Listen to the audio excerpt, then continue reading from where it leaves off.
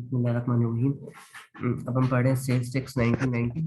इसके हम chapter number 1 और 2 से स्टार्ट करेंगे। सॉरी, सेक्शन नंबर 1 और 2 स्टार्ट करेंगे। चैप्टर नंबर 1 जो है प्रिलिमिनरीज का, उसको स्टार्ट करते हैं। पहले समझ लेते हैं सेल्स टैक्स एक्ट आया कब था हमारे पास।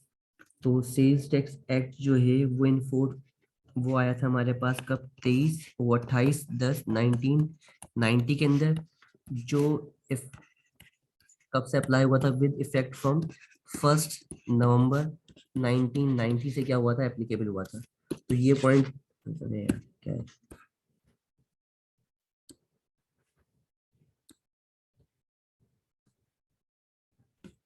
तो ये इफेक्ट से मतलब कब से एप्लीकेबल हुआ था हमारे पास, 1 नवंबर 1990 से क्या हुआ था, एप्लीकेबल हुआ था। 1 नवंबर 1990 से क्या हुआ था, ये एप्लीकेबल हुआ था। उसके बाद अगर और कोई एमसीक्यू का पॉइंट देखें हम, तो वो ये पूछ सकता है कि इसके अंदर टोटल सेक्शंस हैं कितने। तो टोटल सेक्शंस जो है हमारे पास, सेक्शंस जो हैं वो सेक्शंस हैं हमारे पास 75 क्या है, सेक्शंस है। 76 है। 76 नहीं है, 75 है आई थिंक सो। 76 है, चेक कर लो।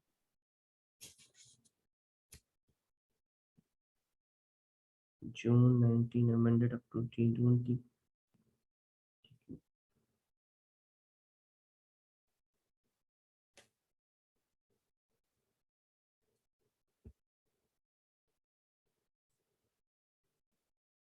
सेवेंटी फोर 75, अच्छा सॉरी 76, ठीक है। तो हमारे पास कितने सेक्शन है, हमारे पास 76 सेक्शन है। इसके अलावा शेड्यूल्स कितने हैं हमारे पास, शेड्यूल है हमारे पास 13th या 14th, अरसलान।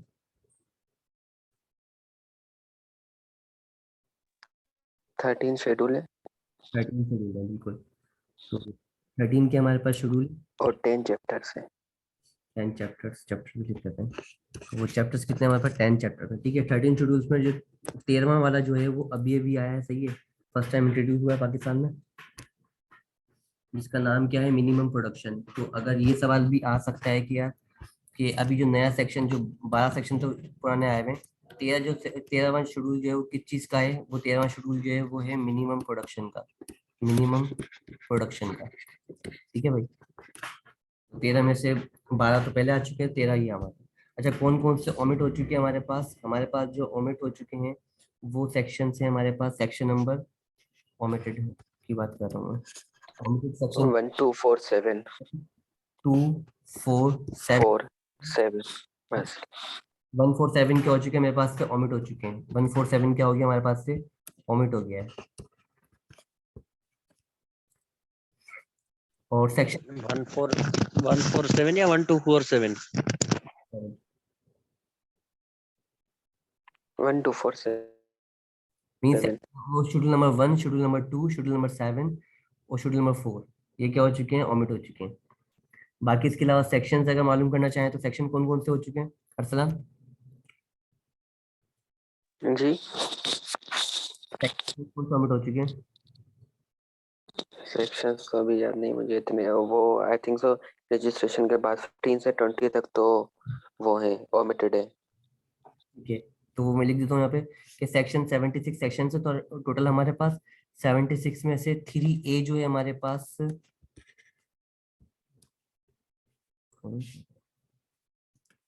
3A जो है हमारे पास वो क्या हो चुका है, ओमिट हो चुका है। 3A वो क्या है हमारे पास, ओमिटेड है। और 3A जो है ट्रिपल है, वो भी क्या है, ओमिटेड है। उसके बाद सेक्शन नंबर 12 जो है वो ओमिटेड है, ठीक है। 15 ओमिटेड है, 16 ओमिटेड है, 17 ओमिटेड है, 18 ओमिटेड है, 19 ओमिटेड है, 20 ओमिटेड है। तो जो इसमें से गलत हुआ देख लेना। उसके बाद हमारे पास 32 AA ओमिटेड। 32AA, पक्की बात। हाँ हाँ हाँ, 32 AA ओमिटेड। 26A भी ओमिटेड है और 26A भी क्या है, ओमिटेड है। आप कौन सा बोल रहे हो, 32? 32 AA 32AA भी क्या है, ओमिटेड हो रहा है हमारे पास। इसके बाद हमारे पास 35 ओमिटेड है, 35A ओमिटेड है, 37 35 और 36 ये सारे ओमिटेड है। 36 भी 35 omitted से 36 हाँ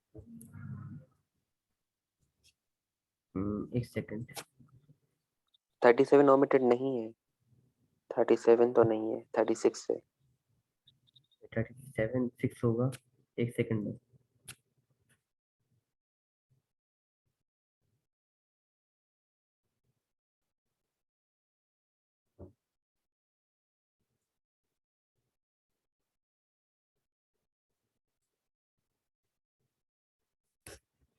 हाँ 36 क्या है हमारे पास ओमिटेड है।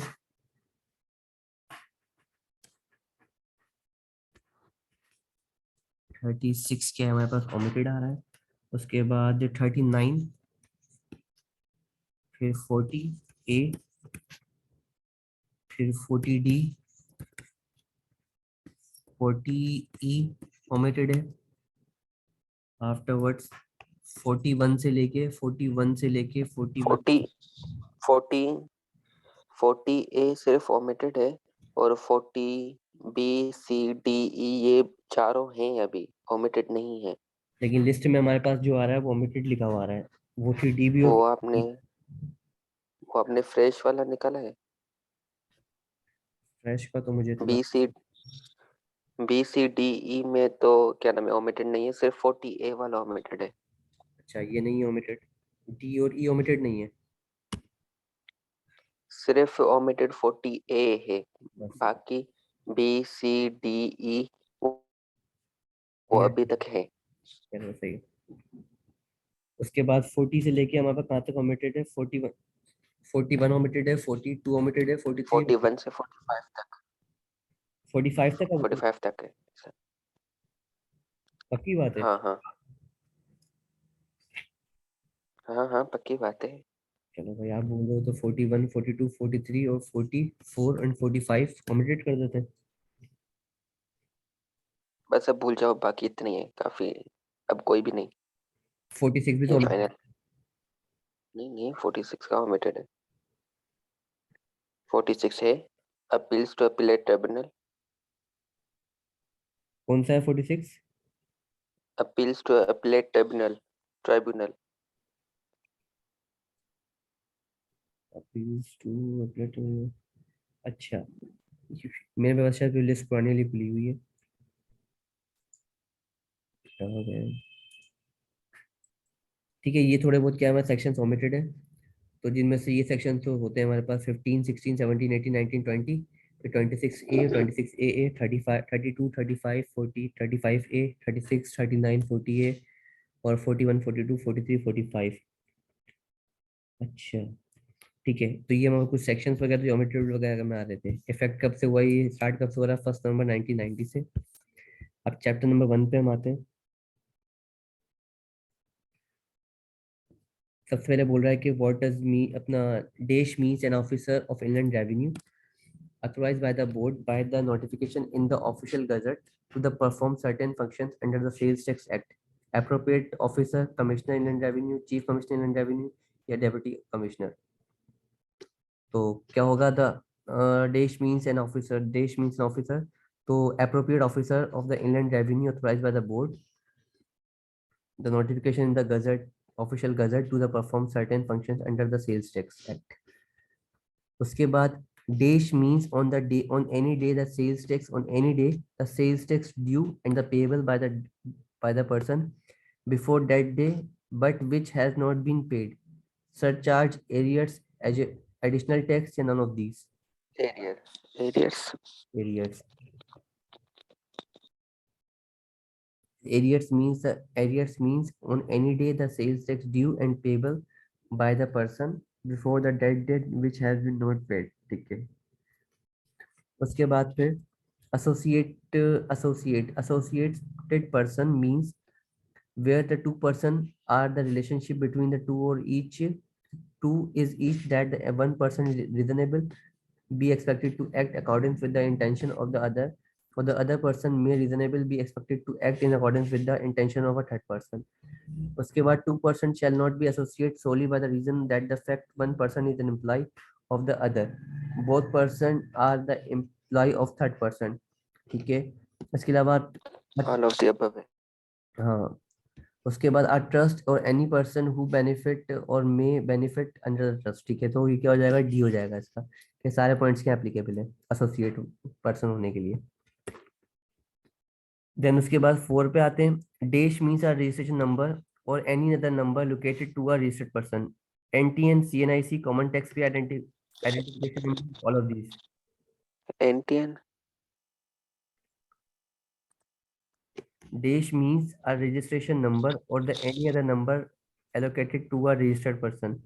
NTN, CNIC, common taxpayer identifier number, or all of these. All of these है फिर तो ब्रैकेट में लिखा ना और any other Or any other number allocated to a registered person.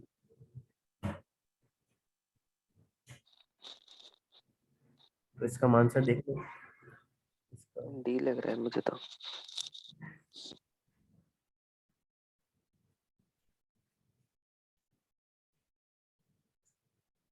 कौन सा है हमारे पास? 40 है ना, 40 का क्या आ रहा है, सी आ रहा है। 40 का 4 का सी आ रहा है। 4 का सी कौन सा है? Common tax pay identification number. Common tax उसके बाद फिर the term company under the sales tax does not include provincial government, local government, individual, या all of these.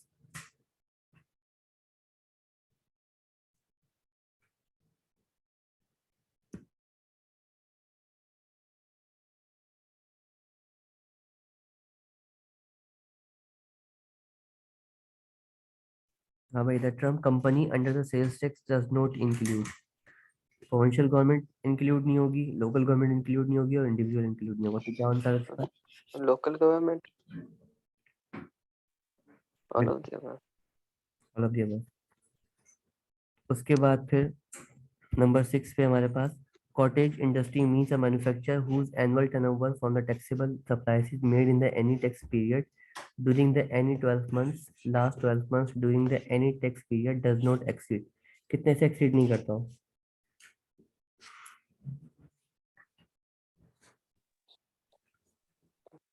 10 A A, cottage industry का जो सप्लाईज हैं from taxable supplies made in the period last 12 month कितने से ऊपर नहीं हो, 10 million से ऊपर नहीं हो।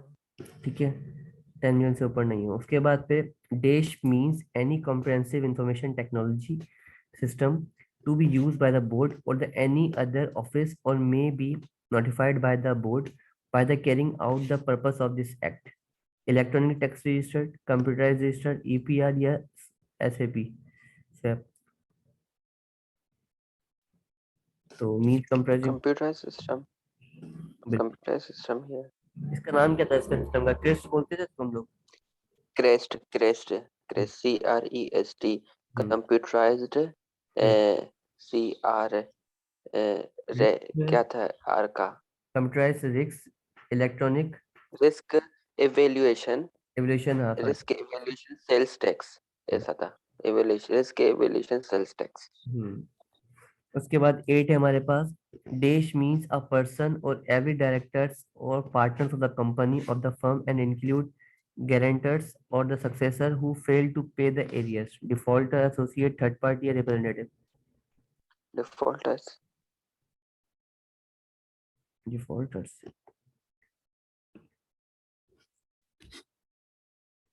ठीक है, उसके बाद a person dash means a person who appointed by a manufacturer, importer or the any other person for a specified area to purchase goods from him or for the further supply and then include a person who done anything। कौन सा होगा, supplier, vendor, distributor या creditor?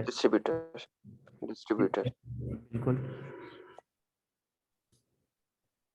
उसके बाद फिर distributor क्या होता है, आगे मैन्युफैक्चरर से लेके आगे बेचता है होलसेलर को, फिर होलसेलर आगे रिटेलर को देगा, फिर सोन कहानी चलती रहेगी। फिर 10 का क्या हमारे पास, dash includes any electronic data, computer program, computer laptops, computer disks, microfilms, or the any other medium for the storage of such data. Voucher, ledger, report या document. डॉक्यूमेंट है, Document. डॉक्यूमेंट, बिल्कुल. Dash document. include electronic data, computer programme, computer tabs, ये क्या चीजें documents हमारे पास.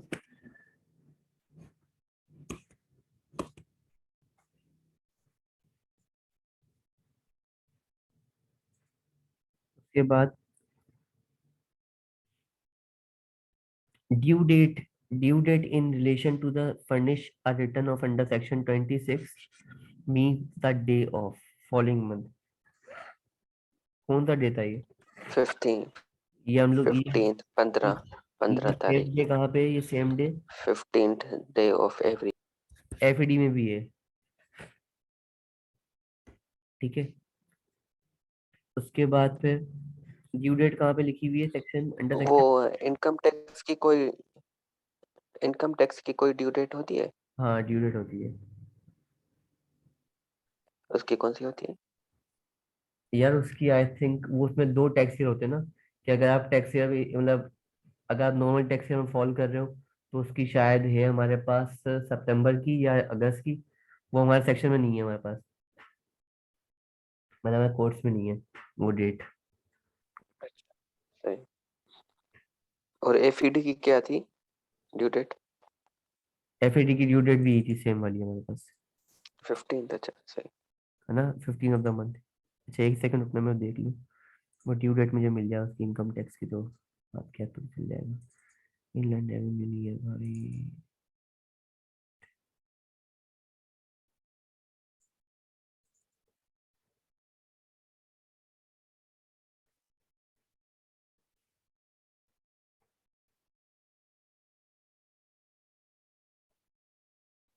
ये file show हो रही है? नहीं वाली नहीं हो रही.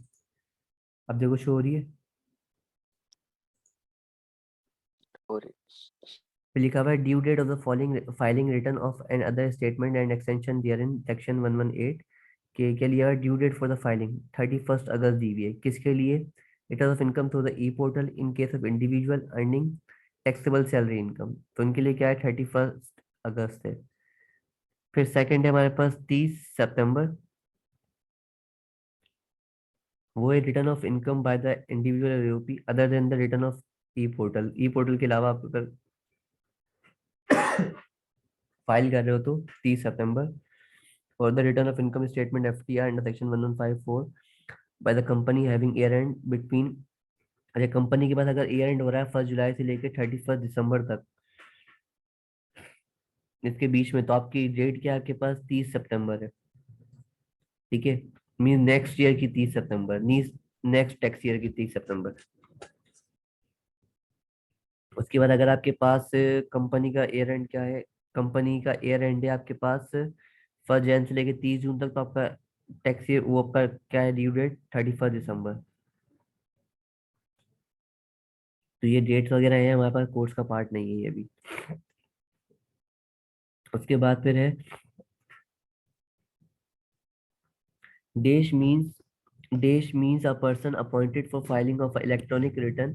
such person such documents and may be prescribed by the board from the time to time on behalf of the registered person. Tax हम ई क्या इंटरमेडिटरी, होगा इसका? ई इंटर ई इंटरमेडिटरी, ये बोर्ड अपॉइंट करता है वो टैक्स पेयर की हेल्प करने के लिए, ताकि उसको गाइड कर सके, उसके जो उसके बेहाफ पे, टैक्स पेयर के बेहाफ पे उसकी फाइलिंग वगैरह चीज़ों को सेट करे। सही.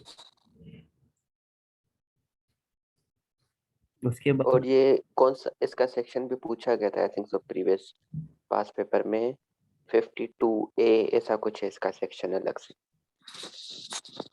2A 52A ऐसा कुछ है ना, लेट मी चेक। डेफिनेशन होगा ना इसका, तो सब सेक्शन 52 है वही होना चाहिए. नहीं नहीं, इसका अलग से सेक्शन भी है, इसका एक मिनट चेक करके बताता चेक करो. हूँ।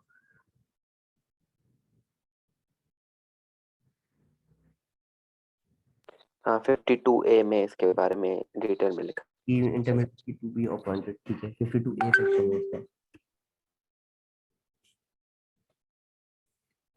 Section 52A।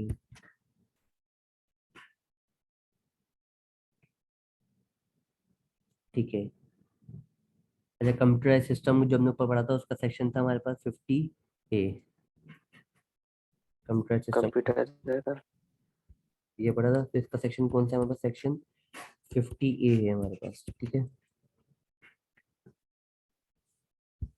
और कॉटेज इंडस्ट्री का कौन सा था? कॉटेज इंडस्ट्री का हमारे पास था, ये शायद वो मतलब वो अलग से नहीं पढ़ा था, पर डेफिनेशन के सेक्शन में था शायद ये, नंबर मुझे याद नहीं है डेफिनेशन सेक्शन कौन सा होता है, लेकिन ई मिलिट्री कौन सा होता है, 52A सेक्शन है हमारे पास, ठीक है। Person appointed for filing of electronic returns and such other document may be prescribed by the board for from time to time on the behalf of a registered person। Establishment means establishment नहीं, मैंने ऊपर वाला repeat किया। Establish ओ अच्छा 13 का 13 पढ़ते हैं, लिखा हुआ है Dash means an undertaking firm or company which whether incorporated or not, an association of person of an individual। Dash means तो establishment means an undertaking firm company whether incorporated or not, an association of person or an individual। तो establishment 13 का, okay 14 का goods including every kind of dish other than the actionable claims, money, stocks, shares and securities, intangible movable property या none of these, movable property property होगा। उसके बाद फिर 15 का है, 15 मीन्स देश means any person who imported any goods into Pakistan, exporter, importer, trader या none of the. Importer importer importer.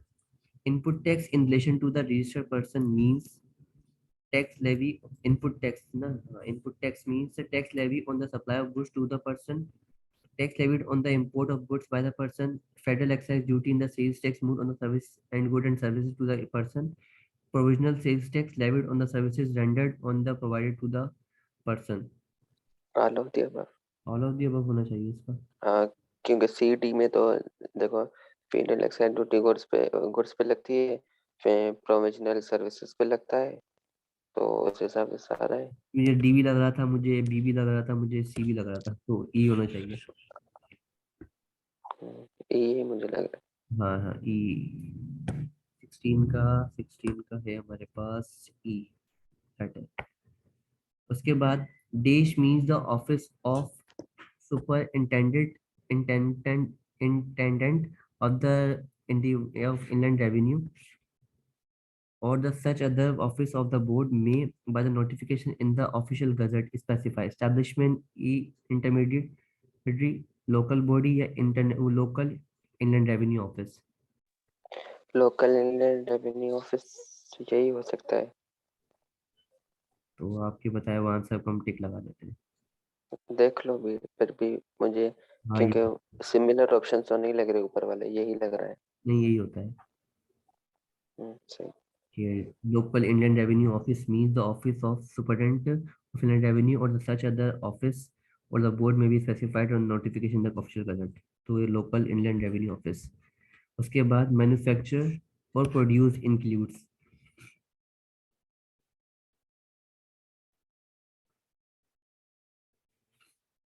तो इसकी डेफिनेशन वगैरह थी कि process of printing, publishing, lithography और engraving, process operating, assembling, mixing, cutting वगैरह सब चीज़ें क्या होती है, ऑल ऑफ द है, ये होगा ऑल ऑफ द। ये होगा ऊपर पॉइंट पढ़ने की जरूरत नहीं है।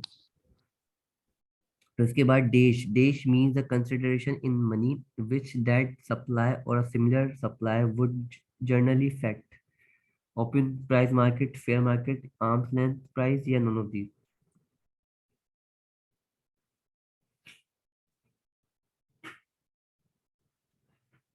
देश means the consideration in money that supply or the similar supply would generally fetch open market price open market price.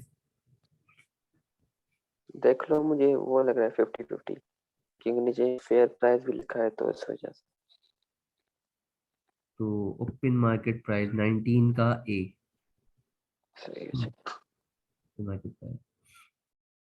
Output tax in relation to the registered person means output tax in relation to the registered person means tax levied on the supply of goods made by the person, tax levied under the Federal Excise Act 2005 in the sales tax mode duty of excise on the manufacture, production of the goods or rendering on subordinate provisional sales tax levied on the services provided by the person. So all of the. all of these होना चाहिए, सारी बातें। उसके बाद फिर 21 हमारे पास है dash means the office or the other place of a business specified by the registered person in the application made by him for the registration under the act or the through any subsequent application to the Commissioner Inland Revenue. Head office, registered office, main office, and all of these. Head office.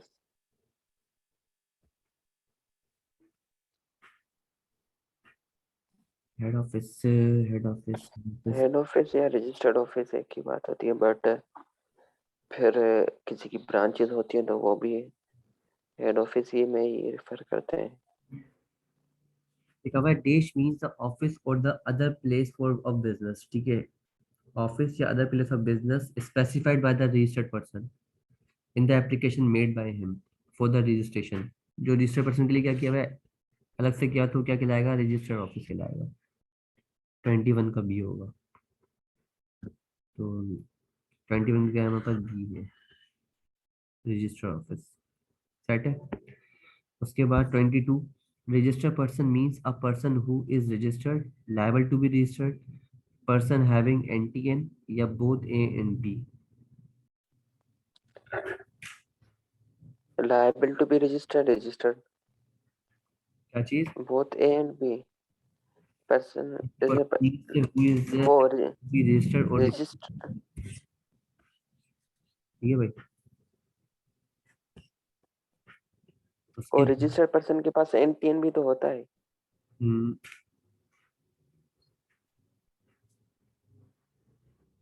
ये भी सही होगा ना, all of the above होगा।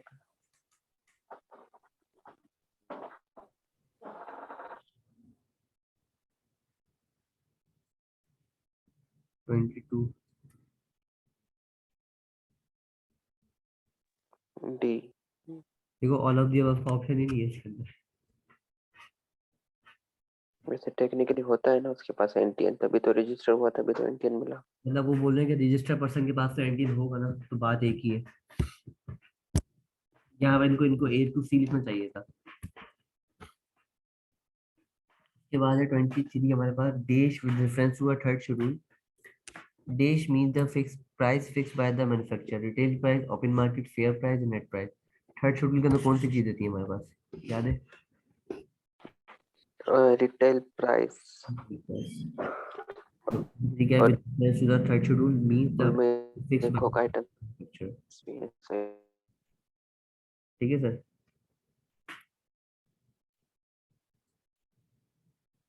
Afterwards 24 का हमारे पास है देश mean a person supplying goods to a general public for the purpose of consumption, manufacturer, retailer. Retailer है।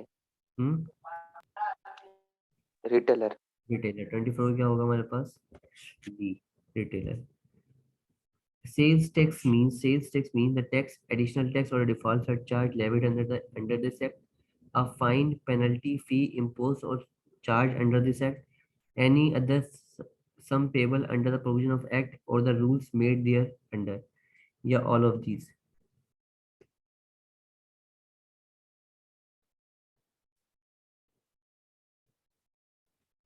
ये तो है पॉइंट।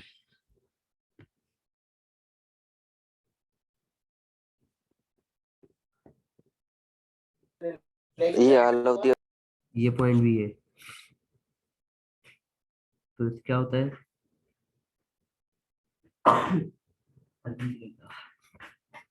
सेल्स टैक्स की मीनिंग क्या होती है? Fine, penalty, impose, charge by the sector. ये भी क्या चीजें कहलाती हैं?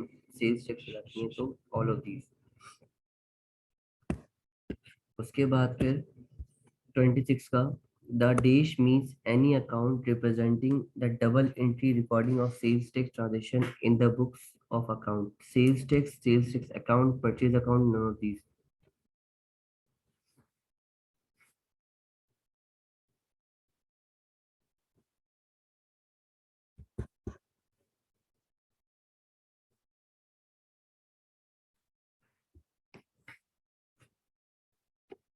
ये बोल रहा है कौन सा अकाउंट जो है वो डबल एंट्री शो कर रहा होता है, डबल एंट्री शो कर रहा होता है सेल्स टैक्स की।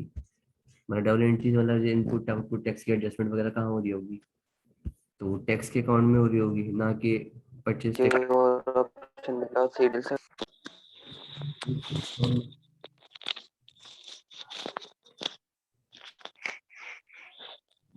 उसके बाद में dash in relation to the dash in the relation to the open market price. Open market price means any other supply of a goods which closely or the substantially resemble by the characteristics, equal quantity, components, and the material of the aforementioned mentioned goods. Open market price, similar supplier, taxable supplier, exempt supplies. In relation to the open market price of goods, we supply of goods which closely or substantially resemble the characteristic quantity components वो similar supply. Open तो नहीं है। In the relation to open market price के अंदर क्या होता है? Means any supply of goods which closely or sustainable resemble the characteristics। सब चीजों की क्या हो? सब चीजें सेम हो तो क्या सिमिलर सप्लाई होनी चाहिए। 27 का बी। चेक करो, मुझे बी सही। ये विजिबल है। उसके बाद फिर 28 पे आते हैं। 28 थोड़ा सा बड़ा है, तो 1 मिनट रह गया तो पूरा पढ़ लेते हैं। 30 वाला पढ़ लें। Tax period I love the above बोल।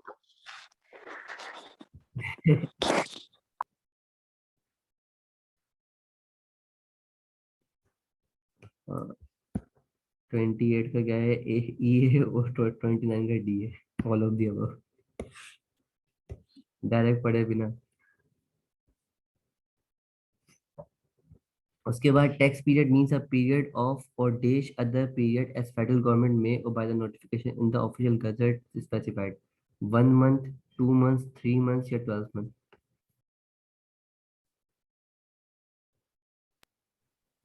सेल्स टैक्स का टैक्स पीरियड 1 मंथ होता है। बिल्कुल। और इनकम टैक्स का 12 मंथ होता है।